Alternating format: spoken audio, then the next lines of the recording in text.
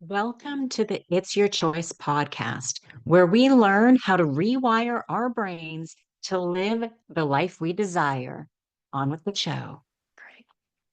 Welcome to It's Your Choice podcast. Today on the show, we have Dean Graves. Thank you very much, Dean, for joining us today. Sally, I'm delighted to be here. Thank you for having me. Excellent. So your life has been for the first portion of it, you had said that it had been a pretty traditional, average kind of life, but things took a big shift when you started to meditate. So tell us about that experience and how you first began meditating, and kind of what happened once you started to do it. Well, the change actually preceded my attentions being directed towards meditation.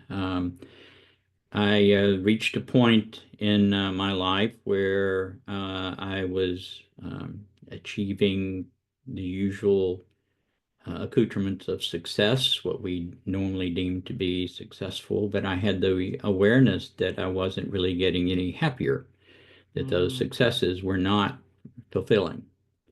And that is a point that people can reach when they're in their teens, or they can reach that when they're in elder age, when they're ready to make that awareness. And that's exactly what it is. It's switching on awareness. And it's at that point that we have that is an awakening. That is mhm. what an awakening is, that you have that awareness switch on and you realize that all the stuff that you've been told are so vital for your uh, happiness are not providing you with happiness. And so you begin to search around for alternatives. The alternative that I was led to was meditation. I've taught meditation for over 20 years now. And I tell my students that everybody comes to meditation running away from the stick. The stick hurts.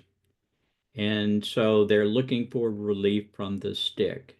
And invariably, the process of developing a meditation is the same. It is an immutable experience for everyone, in that you will struggle to begin a meditation practice. And I began by listening to guided meditations, and you reach a point where those are become a distraction. So you no longer want those distractions. You'll try probably the gongs and candles and all the accoutrements that people usually associate with meditation, and those are often referred to as permission slips. There, you're just giving yourself permission to meditate by using those accoutrements. And then one day you get a bite of the apple, and the apple tastes really good, and so your motivation transforms from running away from the stick to chasing the apple. And the more you chase the apple, the better it tastes, and the more that you want of it. And it's when you reach that point of, again, escalated awareness, and your awareness is the tool that leads you through all of this. You begin to heal. You begin to heal emotionally, mentally, and physically. And as you continue your practice, then you are um, inwardly directing the awareness that you had pointed outside of yourself all your life. And all this time that we're trying to fulfill the social um, subscriptions or prescriptions for happiness, you're trying to measure the world around you, and you're trying to adapt your perception of self to be more successful, and your measure of success is observing others. So we're all motivated to get more of what we like. That is true of consciousness, no matter what level of consciousness or where you are, we're all motivated to get more of what we like. And so um, through meditation, primarily, you learn to invert that same awareness, and you begin to explore yourself, and you begin to become aware of the beliefs that you've incorporated uh, and created as your mind, and you begin to recognize those things that are perpetuating your stress. And so you begin to surrender those beliefs. And as you do that, you create an open space, a void, and happiness fills that void automatically. Happiness is not something that you can get. It's not something that you can give. It's something that you are. And so, as you are successful in surrendering those false perceptions of self, then more of your authentic self emerges. And that authentic self brings with it the happiness that we all seek. It also brings with it, as you continue to pursue your meditation practice, an intimacy. And we perceive that we need love. It's not a matter of wanting love. As humans, we need love, but we misperceive what love is. Uh, we perceive love as being a commodity that we can either give or get. And love is not a commodity. It is a condition of being that we are in. All the times in our lives when we have felt love, it is because the person or the place or the things that are we are experiencing at the time have allowed us, have given us permission to surrender this false perception of self. And we have felt who we already are, but have obscured with this false perception of self. And so therein is the healing, and that affords us that opportunity for healing. And the voids that are created by the removal of these false beliefs that we've incorporated are like the shore, and there are all sorts of holes and divots and cracks and crevices in the shore. And when the water flows into the shore, it automatically fills all those gaps. You don't have to pour it in there. It just fills it. And that's what happiness does, is it fills all those spaces that we create within ourselves to allow ourselves to experience our authentic self. That's fascinating, and a few things I want to unpack. I've talked to people, and I still it happens a bit that with meditating, um, obviously I get distracted. Hmm. Thoughts pop in my mind. I used to fall asleep, but I don't do that anymore. And I would always think I'm doing it wrong because I'm falling asleep, or I'm doing it wrong because something pops in my head that I need to do or deal with or take care of. And then I have to stop kind of all those thoughts that are popping into my head is the right way to meditate. Well, there's no wrong way to meditate. There's certainly more productive ways to meditate. Mhm. And people have the erroneous perception that your objective in meditation is to stop your thoughts. And that's not possible. Uh, Thoughts are what keep us in time. We perceive time to be linear because we are designed to only process one thought at a time, and we don't have to wait for the next thought. We attract the next thought immediately. And if you imagine a, um, a stock brokerage trading floor, and you probably, if not been in one, you've seen in the movies that constant flow of the ticker tape that's running around the top of the room. And that's the way your thoughts run. And but the same is true. You can look at that ticker tape or not. So you can get involved in that constant flow of thoughts or not. And so the um, productivity of meditation is you allow yourself to continue with the thoughts, but they're secondary. They're in the background. They're not holding your attention, and your awareness becomes under your control.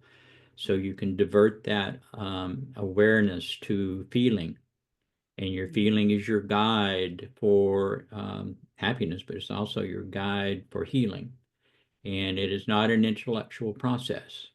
It is a feeling process. And so the more that we can become aware of our feelings and our interpretations of our experiences and dismiss those, very simply, just dismiss those that perpetuate our stress. And so it is, I describe to my students that we live in the village, and in the village are all problems. But we need a vacation from the village. And when we go on vacation, excuse me, takes you 2 or 3 days to get out of that work mode, and then you begin Mhm. to relax, and then you enjoy your vacation. And when you come back from vacation, the same problems existed that existed before you went on vacation, but your perspective of them is entirely different. And I describe meditation to my meditation students as we exist in the village primarily, but we can also retreat to the guru's cave. And in the guru's cave, there are no problems. And so when you allow yourself a period of time every day to make that retreat into the guru's cave, then it allows you to come back into the village with a whole new perspective on what you perceive to be problems. Mindfulness is nothing more than developing that skill of being able to take that feeling that you have in the guru's cave with you back into the village. And so you maintain that perspective, you maintain that internally directed awareness as you continue on with your daily activities. Pardon the interruption. If you're enjoying this episode and you're someone who values performance, clarity, and personal growth, then you're going to love my Mind Matters weekly newsletter. Every week, I send out a quick, powerful piece designed to help high achievers like you master your mindset, upgrade your habits, and lead with more clarity and fulfillment. It's not fluff, it's science backed, actionable, and easy to digest. It as your weekly reset button to realign with the leader you're becoming. So if you want to go deeper than what we've covered here on the show, then head over to www.sallypederson.com. That's me, and subscribe. Your next breakthrough just might be one email away. Now back to the show. I think that is the most important, but the most challenging as well is to keep that perspective and feelings from the guru cave, from our meditation, and bring it back into our everyday moment because it's easy to fall back to, I'll call like the subconscious mind, to fall back into that trap of the belief, the thought, the anger, the frustration, the things, and to try to not fall back to that and keep that new perspective. Well, the difficulty is the village is designed to draw our awareness outside of ourselves. That is its design. Mm, And as we do that is when we allow ourselves to lose that perspective and get lost in the problems of the day. And so it does require a certain degree of progression in your healing in order to sustain that guru perspective and to maintain that awareness inside of yourself as opposed to letting it be drawn outside of you. But therein too, the village is our source of stress, and stress is our teacher. And so every time that we have an experience that we interpret as not feeling good, not providing us more of what we like, then that in and of itself is a message to us about what it is that we still have not healed, that we have still not surrendered. And so that is the more intense the experience is by our reactions, the more significant an item that is in our belief system that we need to become aware of and surrender. So it's teaching us as we go through our day if we're aware of that. right. And is there a certain amount of time that is recommended to meditate, or is it more to get to the feeling and be in that feeling for a certain amount of time? Or how would you recommend the meditating for people who are just starting out and want to get involved with it for a timeline? Because a lot of people think, I don't, they'll say, I don't have time to sit and do nothing. I don't have time to meditate. You don't have time to, I mean, there's a number of things. But they're interested in and want to, because I think sometimes we think it needs to be a specific amount of time or so many times a day, because everybody has their preferred method or choice or what works for them, which doesn't always work for everyone else. Well, if you're peeking at the clock, waiting to the time lapses, then you might as well go ahead and get up because you're not meditating. You're thinking with your eyes closed is all that is. Mm. Uh, Gandhi prescribed, he said, if you don't have time to meditate for an hour a day, then you probably need to meditate for 2 hours. But that's not necessarily realistic in today's world. So beginning a meditation practice, if you can only meditate for 5 minutes, then meditate for 5 minutes. And as you do that religiously, you will find that that 5 minutes becomes 7 minutes, and then becomes 10 minutes, and then 15 minutes. And you soon will find yourself sitting for an hour and not wanting to get up at the end of the hour. You don't need to time it. Your body will tell you, your mind will tell you when it's time to get up. Some days I meditate for 30 minutes. Some days I meditate for 2 hours. It depends on you. And you need to set aside a period of time every day to allow yourself to have that experience. And you will find when you do that, that your productivity while you are back in the village is much more significant. Yes, definitely. And so, what is your definition of enlightenment? I'm glad you asked. Everyone is enlightened to the degree they have allowed themselves to become enlightened.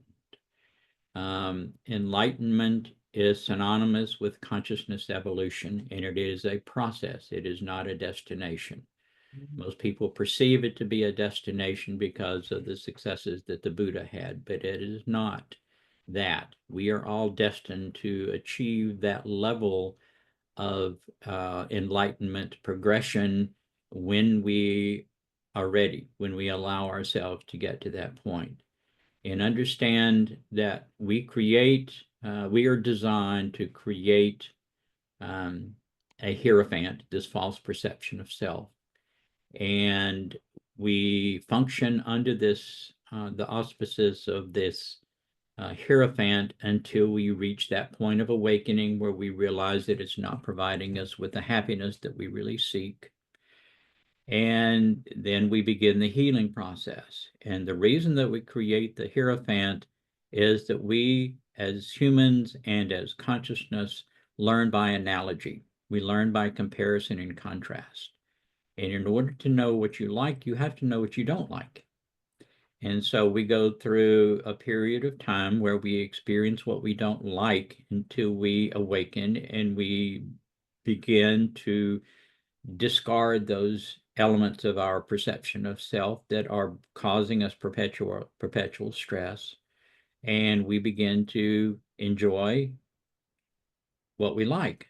We become able to identify what it is that we truly like. And what we like is what brings us happiness.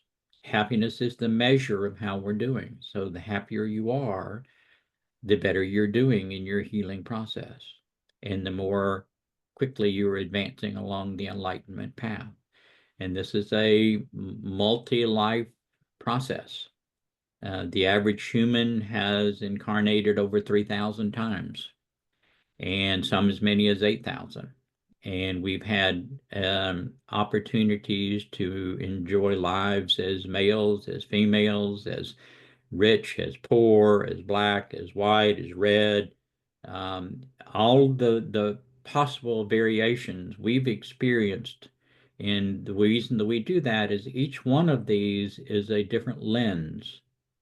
And we create this hierophant because this hierophant is our lens, our perception of the world around us. And we are designed to have a limited point of perspective Mhm. to explore ourselves from that lens, through that lens. Awareness is actually what we're exploring, and we will become awareness before we finish this range of consciousness. And it's nothing more than learning the curriculum of this range of consciousness. We are in third grade, and we have to learn the lessons of third grade, so we'll be prepared to do the lessons of fourth grade. And you can't go to fourth grade until you learn these curriculum requirements because you won't be able to do the work. And so all we're doing is exploring ourselves, exploring awareness, learning about awareness, and incrementally becoming awareness so that we'll be prepared to do the work of the next level of consciousness. And so, how would you define the difference between awareness and consciousness? We are consciousness. Awareness is an attribute of consciousness. And era awareness is one of the five inherent characteristics of the creator. And the other attributes, the other inherent characteristics of the creator are love, wisdom, unity, and stillness. And as we progress through our evolutionary journey, and these are hierarchical, but only because you have to build the foundation before you build the walls, and you have to build the walls before you build the roof, and so forth. So we are at this range of consciousness exploring awareness because that's the foundation. That's the floor. And the next range of consciousness, we will undertake essentially the same process with love. And we will become the love that we already are through self exploration. Once we achieve that range of that curriculum requirement, we will graduate to the next range of consciousness in which we will do the same thing with as wisdom.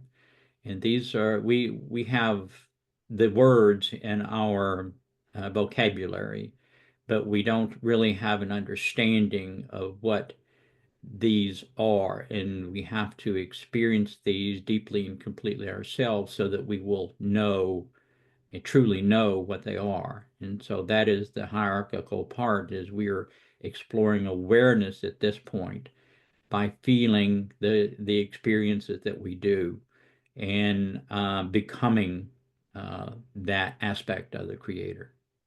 Pardon the interruption. If you're liking the show so far, please like and subscribe and hit that notification bell. It really means a lot to me. It helps grow the show and the channel and to the show. Earlier, you said that we are reincarnated 3,000 to 8,000 times. Every one is a little bit different. Why don't we remember those other times? Because wouldn't we learn faster, feel more, move forward more towards enlightenment and awareness if we remembered those other experiences? Well, it's a good question. That is called the forgetting, and it is a requirement of this range of consciousness when we incarnate. Understand that you and I talking right now are analog projections of our metaphysical self.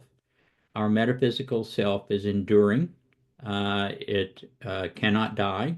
It exists. It is the cumulative repository of all that we have learned from our different incarnations. And so with each incarnation, we begin according to where our consciousness pattern, our metaphysical self, has advanced along the consciousness scale. And there is a specific scale. And so what we learn in a lifetime is essentially beginning at that point of advancement that our metaphysical self has achieved through all of its learnings, all of its incarnations. And we begin to create a new hierophant. We have new challenges. We're tasked with the same thing of awakening and so forth. But as you advance along the scale within this range of consciousness, it obviously becomes easier because you have more um, um, advancement to start from. And Mm. anybody that's had more than one child knows that if you have two children or three children or whatever, you know that they're completely different. Yes. And the reason that they're completely different is they are incarnating at the status, with the status of their metaphysical self that has been in this process for a long period of time. It has nothing to do with environment. It has nothing to do with genetics, because this is all physical in our consciousness level is what begins each incarnation. And the forgetting is a requirement for this range of consciousness. The next range of consciousness will not have the forgetting. And the nature of that Mm. experience was entirely different from this range of consciousness, in that we will begin essentially with the same process and procedure that we end this range of consciousness with, but relatively speaking, very quickly, we will no longer need to die and to be reborn. In other words, we'll keep that body for the duration of our experiences in the next range of consciousness. And in the next range of consciousness, we will also be required to give up our perception of the authenticity of the physical. And so we will no longer need to be incarnate. And we will continue with our explorations in a non physical form. Okay. Here's a question. Do you think that we are alone in the universe? All is one. We are, and this is a point of awareness that we will achieve in this range of consciousness. We are the one infinite creator experiencing ourselves at this range of consciousness. And one of the requirements of this range of consciousness is our perception of autonomy. And the more we advance along this enlightenment scale, the more we surrender that perception of autonomy. And actually, we begin and end this range of consciousness with that perception of autonomy, and what we learn accrues to an independent, perceiving, autonomous self in our metaphysical being.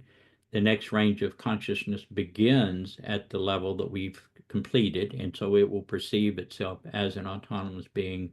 But in order to graduate from the next range of consciousness, we will surrender that, and we will form what is called a social memory complex, which is nothing more than a group of previously individually perceiving selves into a larger perception of self.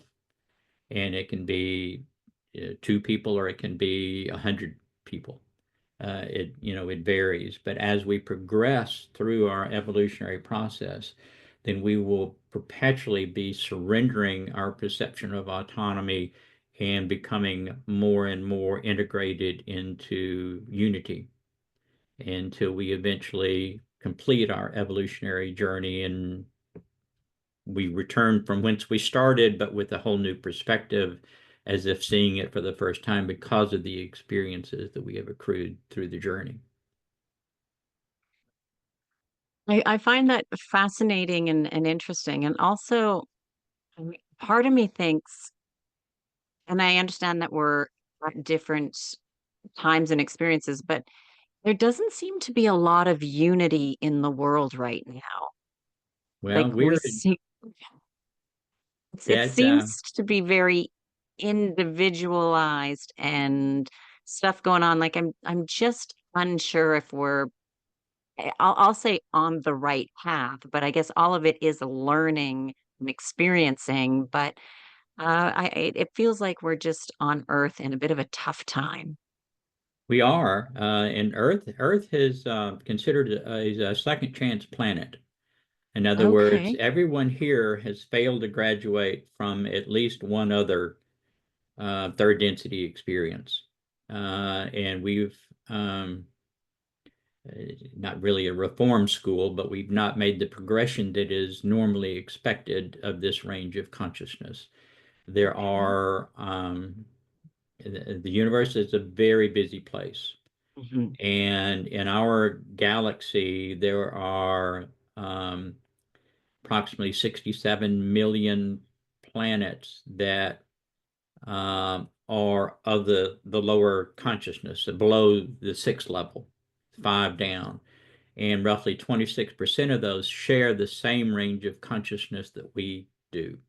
So roughly a fourth of 67 million are populated with consciousness doing the same thing we're doing, with the same curriculum and requirements that we are doing.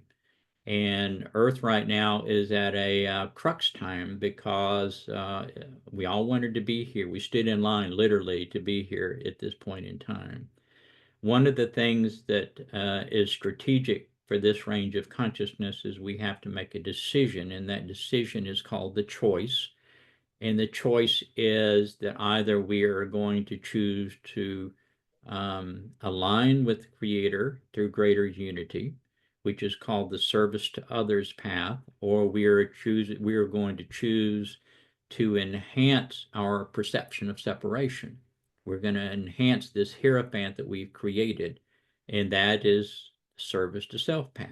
And what we are experiencing politically and socially and just worldwide is the dichotomy that creates in characteristic behaviors of people that are making that choice. And what we alluded to before we started recording, the the difficulties, the political turmoils that many countries around the world are experiencing is because the service to self has for centuries been in charge.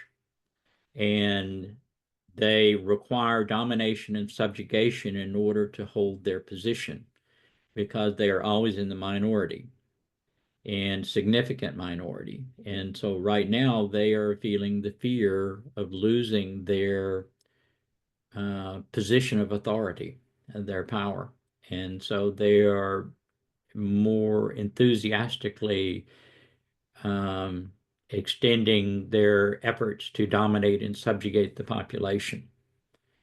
And that I can explain, it goes much deeper than that and on up the line, but that's what we're experiencing right now is the dichotomy and the people being motivated and compelled to make that choice because that will choose the path of their evolutionary progress for possibly billions of years. It's almost like a lot of pressure. A lot of pressure. Yeah, Like I if almost feel like we're at a bit of a tipping point it is a of tipping point, most definitely is, and we're going to have some dramatic changes in the next 5 years that are going to be scary for most people, but there's really no reason to be afraid as long as you're working on yourself. And so the stresses that we have experienced heretofore are going to be magnified dramatically. And the last, for example, the technological advances that we've made in the last 150 years, as it's been explained to me, are going to be consolidated 100-fold in the next 5 years. that's just crazy to think that. Yeah, in other words, we ain't seen nothing yet. But yeah, it's a crux time. It's very Mhm. dramatic, and it's those people that are not ready to progress. There's no time limit on it. They'll be given the opportunity to progress at their own rate. Those people that are ready to progress will naturally segregate themselves from the ones Mhm. that are not ready, and we will essentially have two populations coexisting on Earth but not interacting.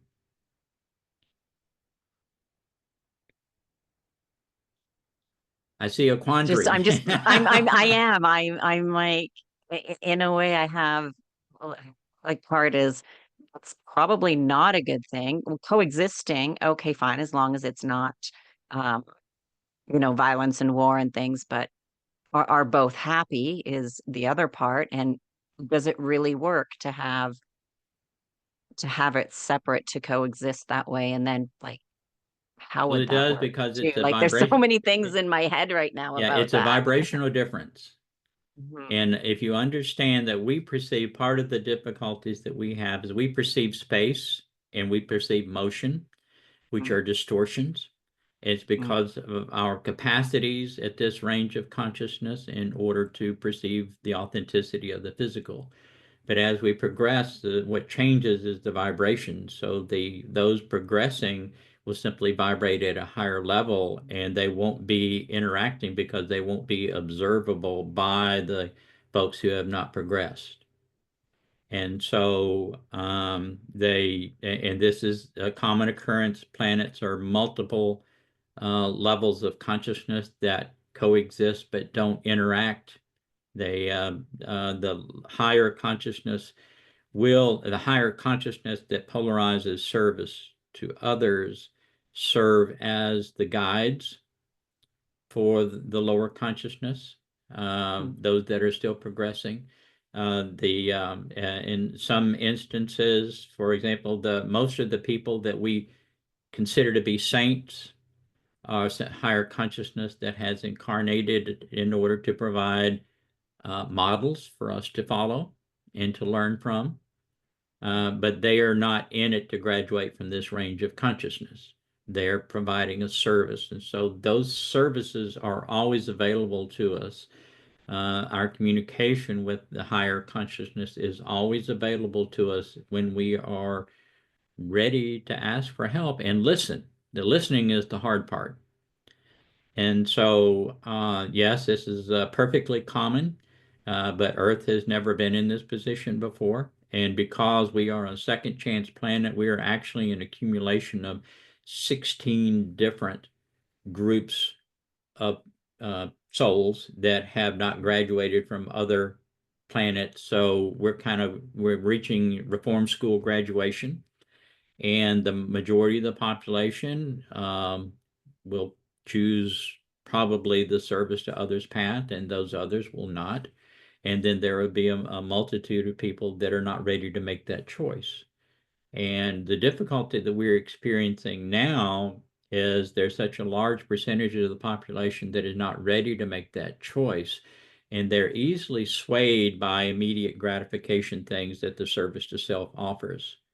And so consequently, it skews the perception of their degree of influence in occupancy within the population because the folks that are unaware Mhm. um, are easily swayed by promises and delusions of grandeur and those immediate gratifications. They're attracted to shiny things Right. and without any substance to it. So what do you think is going to happen with Earth? Earth is going to be fine. Okay. There are actually multiple versions of Earth already Okay. uh, that are each at a different vibrational range. Mm-hmm. Um, and well, uh, for example, the asteroid belt that is outside of Mars used to Mm-hmm. be a planet, and one of the major occupants of the Earth population blew that planet up. And so that caused a lot of consternation and within the population, as you can imagine. But there are versions of that planet that are unaffected by that are just fine. We just can't perceive it because of our inability to perceive the higher ranges of consciousness. So Right. this is all we perceive the authenticity of the physical, so we interpret Mm-hmm. things in a physical format, but there is no space, there is no time. Everything is happening simultaneously, and time is actually parallel rather than linear. And so this is all happening at once. That's called simultaneity. And so the higher consciousness is simply guiding us through the experience to allow our interpretation of our experiences and allowing us to explore ourselves as deeply and completely as we can. So, wow, it's It's choosing to understand and work with the energy and believe part of it, like, and just to believe that we are, and knowing that the physical presence of a lot of what we see is just our interpretation. It is. It's all in there. It's all in. It's the It's lens that all we've Yep, created, and there's commonality of interpretation because of the range of consciousness, number one, but also two, because the different hegemonies that we have agreed to incorporate into our perceptions of self. And so, if I believe something and you believe something, then we're going to agree that that is real, right, that exists, but that doesn't make it real. It's just our common perception of it as being real. But right. there's no distance. One of the podcasts that I do is called Chatting with the Arcturians. And the Okay, Arcturians just very simply are another uh, our galaxy has expanded in units of 9 stars, and each star is occupied by an archetype of the creator. And so our galaxy is designed with 9 archetypes. So all of our galaxy has expanded in groups of 9 stars. And the Arcturians are simply a different 9 star system that has been in the system a lot longer than we have, and they're more advanced than we are, so they offer guidance to us. But they say that we perceive them to be 2,600 light years away. But from their perspective, and they have a range of consciousness too, but their higher consciousness knows that there's no difference. I mean, they're as close to us as I perceive you to be in this screen. You and I right, perceive ourselves right now to be across from each other in close proximity, but through the marvels of electronics, we're miles apart. And it's a similar situation. There's no difference, but there's really no difference there's no space between us. It is all a vibrational difference. And the higher we go, the more that we know that, and the more that we can interact with more and more of creation and learn from the interactions with more and more of creation and perceive that unity that we were talking about before. To us, that is a vague concept mhm, because we perceive ourselves as autonomous. But as we advance and as we surrender that, then we integrate more completely with the unity that really is the concept of creation. right. Well, Dean, I want to thank you very much for your time today. But before we wrap up, if people want to know more or to work with you, where is the best place for them to find you? Well, I have a central collection point and a website Mhm. called it's D Dean Graves. The initial D, it's all one word, no spaces or periods or anything. .org, and I have written several books. The most recent book is called The Enigma of Consciousness: A Spiritual Exploration of Humanity's Relationship to Creation. And it goes into great detail in explaining everything that we've talked about, obviously much more detail than what we can chat about in a brief interview. But if people are interested, it will take them as deep as they want to go. If they want to go further, then it'll be a good platform for them to inquire. Perfect. And I will make sure that we have links to everything in the show notes to make it easy for everyone to connect with you. Great. Okay, I appreciate Perfect. that. Well, thank you again for your time today. Thank you. I've enjoyed it. Thank you for having me.